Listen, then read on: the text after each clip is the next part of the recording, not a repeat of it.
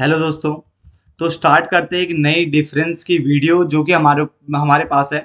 Investment क्या होता है, ठीक है। दूसरा है स्पेकुलेशन क्या होता है, और तीसरा हमारे पास है गैम्बलिंग क्या होता है। तो हमारे पास जो डिफरेंस की जो वीडियो है, ये जो डिफरेंस हमारा जो है वो है बच्चा किसके ऊपर। पहला कि इन्वेस्टमेंट क्या होता है, दूसरा स्पेकुलेशन क्या है, और गैम्बलिंग क्या है। तो स्टार्ट करते हैं सबसे पहले डेफिनेशन से, जिसमें लिखा हुआ है, बहुत छोटा है, मतलब काफी छोटी, मतलब डेफिनेशन, मतलब ये काफी छोटा डिफरेंस है, खत्म भी हो जाएगा छोटे छोटे पॉइंट से। बस एक डेफिनेशन बड़ी है जो कि मेन होती है हर चीज में। तो इन्वेस्टमेंट इन्वॉल्व्स एलोकेटिंग रिसोर्सेज। सबसे पहले क्या लिखा हुआ है कि इन्वेस्टमेंट जो है इन्वॉल्व करता है allocating resources, usually money. Mainly जो बात होती है यहाँ पे किसकी बात होती है, मनी की होती है। With the expectation of generating a return, यानी आप इसमें एक्सपेक्टेशन रखते हो कि आप रिटर्न या फिर प्रॉफिट क्या करना चाहते हो, जनरेट करना चाहते हो ओवर अ लॉन्गर पीरियड। तो इन्वेस्टमेंट है क्या, देखो, अगर मैंने अपने मेरे पास अगर 1 लाख रुपए रखे और उस 1 लाख रुपए को मैंने बैंक में डाल दिया, तो मैं क्या सोच के डालता हूँ कि वो कल को क्या है, वो 1,10,000 हो जाएंगे, यही तो सोच के डालता हूँ। तो इन्वेस्टमेंट का मतलब ही क्या होता है, investment involves allocating of resource, यानी रिसोर्सेज को बांटना या उसका आवंटन करना। हिंदी में अगर बोलो तो आवंटन बोलते हैं, ठीक है। तो इन्वेस्टमेंट इन्वॉल्व करता है एलोकेट करना रिसोर्स को बांटना या लगाना। यूजुअली यहाँ पे बात मनी की हो रही है, ठीक है। With the expectation of generating a return, यानी यहाँ पे जो आपकी एक्सपेक्टेशन है, चाहत है, वो है रिटर्न कमाने की या प्रॉफिट कमाने की ओवर अ लॉन्ग पीरियड।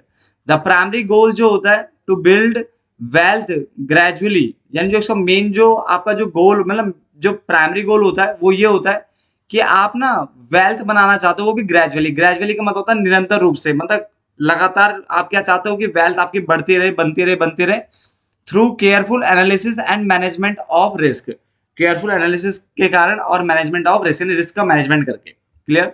जबकि स्पेकुलेशन की अगर हम बात करें तो स्पेकुलेशन में आता है कि आपको बाई और सेल करना है। क्या बाई सेल करना है, एसेट्स को। तो अब यहाँ पे आप बाई सेल करते हो एसेट्स को इन अ शॉर्ट फ्रेम। क्या लिखा हुआ है, इन अ शॉर्ट, यानी जो आपका टाइम है, टाइम फ्रेम है, उसके अकॉर्ड उसके अंदर आप क्या बाई और सेल करते हो एसेट्स को। जिसका प्राइमरी गोल पता है क्या होता है, उसका प्राइमरी गोल होता है कि आपको प्रॉफिट कमाना, बट वो भी कैसे कमाना, प्राइस फ्लक्चुएशन से, यानी प्राइस में जो कीमतों में जो उतार चढ़ाव आता है उसके कारण आप यहाँ पे क्या है, प्रॉफिट कमाना चाहते हो। जबकि गैम्बलिंग की अगर हम बात करें तो गैम्बलिंग इन्वॉल्व्स वेजरिंग मनी।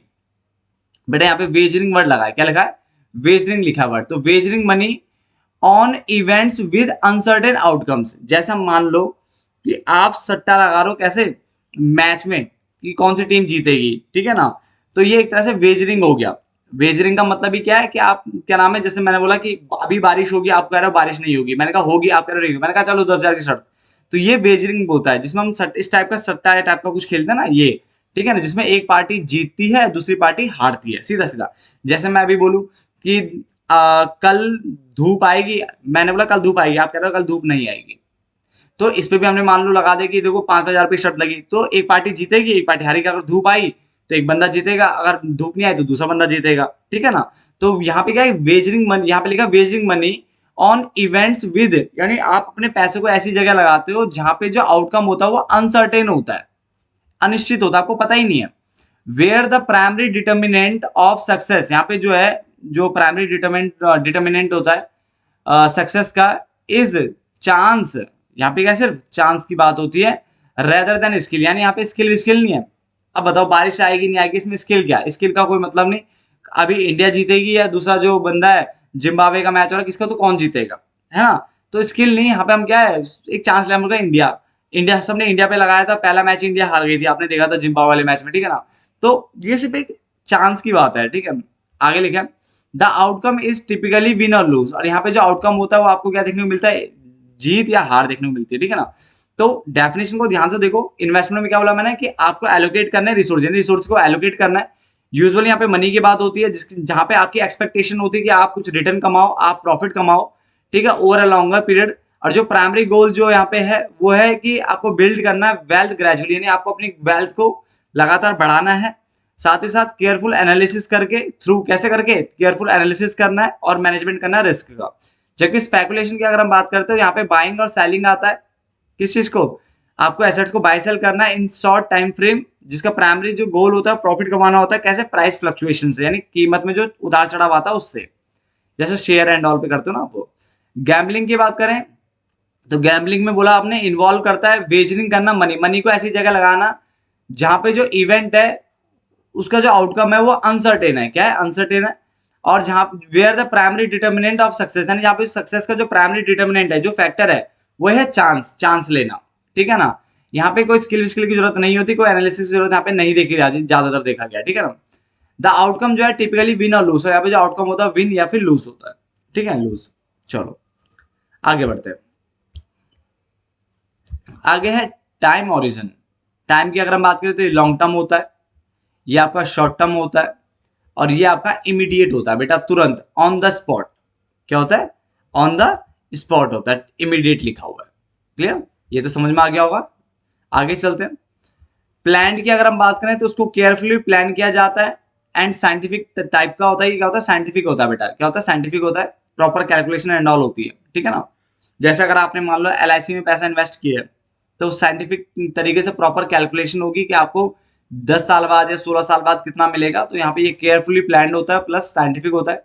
ये वाला सिर्फ प्लान्ड होता है, जबकि जो ये वाला होता है ना कि बारिश आएगी नहीं आएगी, ये अनप्लान्ड है बेटा। क्या होता है? अनप्लान्ड है। भी कभी भी लगा देता है, कोई भी मन करता है रात में कभी भी कहीं भी आप क्या लगाते हो? गैम्बलिंग करना स्टार्ट कर देते हो। ठीक है?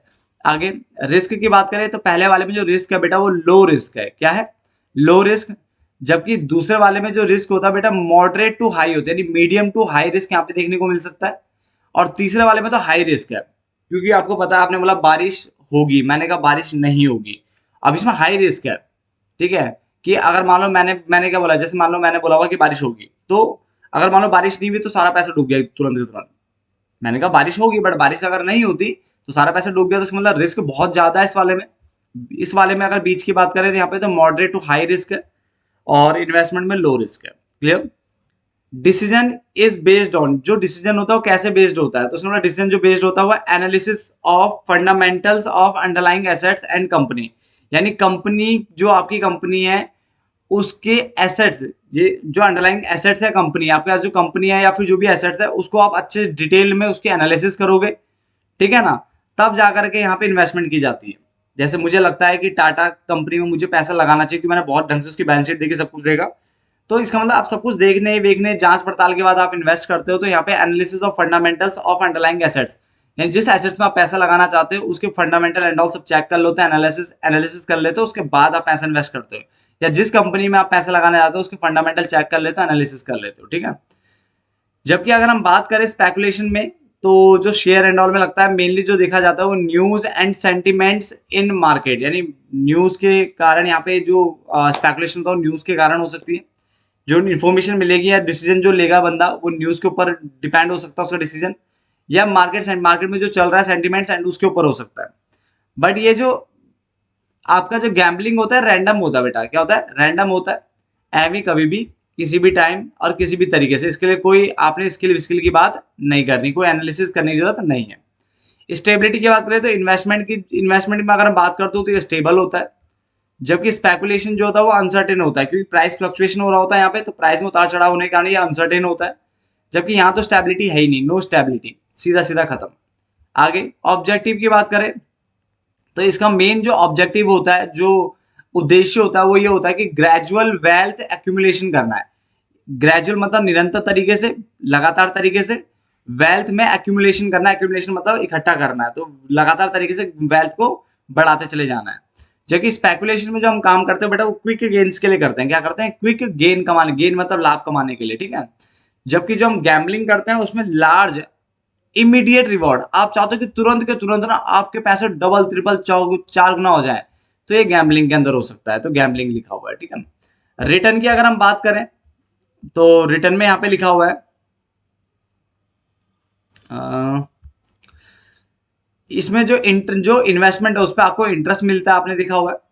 ठीक है? उस पर आपको डिविडेंड मिलता है, उस पर आपको देखा गया तो इंटरेस्ट और डिविडेंड मिलता है। क्या मिलता है? इंटरेस्ट और डिविडेंड मिलता है। और जनरली जो इंटरेस्ट डिविडेंड जो मिलता है ना आपको बेटा वो लो रिटर्न होता है। इन्वेस्टमेंट पे क्या मिलता है आपको? लो रिटर्न मिलता है। ठीक है ना? रिस्क भी कम तो रिटर्न भी कम। जबकि जो स्पेकुलेशन होता है वहां पे आपको बेटा जो रिटर्न मिलता है उसका नाम है कैपिटल गेन। क्या मिलता है? कैपिटल गेन मिलता है। और यहाँ पे रिस्क थोड़ा ज्यादा है, तो आपका जो रिटर्न है वो भी क्या है? हाई है, तो हाई रिटर्न। और जो गैम्बलिंग होता है वहां पे भी कैपिटल गेन होता है, बट यहाँ पे जो रिटर्न है बेटा वो वेरी हाई होता है, क्योंकि बहुत ही ज्यादा रिस्क है, हाई रिस्क है, तो हाई आपको यहाँ पे रिटर्न भी मिलेगा। तो इन्वेस्टमेंट में जो इनकम मिलती है उसको या तो इंटरेस्ट मिलेगा, ठीक है, या तो डिविडेंड मिलेगा, शेयर से तो डिविडेंड भी मिल सकता है, ठीक है ना। बट जो रिटर्न का जो परसेंटेज है बेटा वो लो होता है, ठीक है ना, कम होता है, तो लो रिटर्न बोला है। बाकी दोनों में कैपिटल गेन होता है रिटर्न का नाम, और जो मिलेगा बेटा वो आपको हाई मिलेगा क्योंकि रिस्क भी ज्यादा है। एग्जाम्पल की बात करें तो इन्वेस्टमेंट के अंदर आप स्टॉक्स की बात कर सकते हो, बॉन्ड्स की बात कर सकते हो, ठीक है। उसके अलावा रियल एस्टेट की बात कर सकते हो, गोल्ड, म्यूचुअल फंड, ये सब इन्वेस्टमेंट के अंदर बात कर सकते हो। आप यहाँ पे ऐसा इन्वेस्ट करो, ठीक है, आपको लगातार थोड़ी थोड़ी क्या है इनकम मिलती रहेगी, वेल्थ एक्यूमुलेशन होता रहेगा। जबकि इस वाले में डे ट्रेडिंग हो गया, ठीक है, ऑप्शन फ्यूचर्स की बात करते हैं, और इस वाले में कसिनो गेम्स हो गया, कसिनो में जो गेम वेम खेलते हैं, लॉटरी हो गया, या स्पोर्ट्स बैट हो गया। स्पोर्ट्स बैट का मतलब होता है कि जो खेल वेल के जो गेम होते हैं उनमें सट्टा लगाना, ठीक है ना। जैसे अभी आप लगाते हो, किसमें लगाते हो, ये ड्रीम इलेवन एंड ऑल, ठीक है ना, या जो सीधा सीधा वो लगते हैं कि 1,000 के 10,000 मिलेंगे, समथिंग कुछ होता है ना, तो वो तो स्पोर्ट बैट्स हो गई। वो क्लियर हो गया। तो एक छोटा सा डिफरेंस था जिसमें पॉइंट सारे छोटे छोटे हैं, तो आपको सीधे सीधे याद करने पड़ेंगे सब नीचे के पॉइंट। बाकी डेफिनेशन मैंने काफी देर तक आपको एक्सप्लेन कर दी थी, तो होप्स आपको समझ में आ भी गया होगा है, ठीक है ना। तो मैं इस डिफरेंस को भी क्लोज करना बच्चे, मिलते हैं एक नए डिफरेंस में, तब तक के लिए धन्यवाद दोस्तों।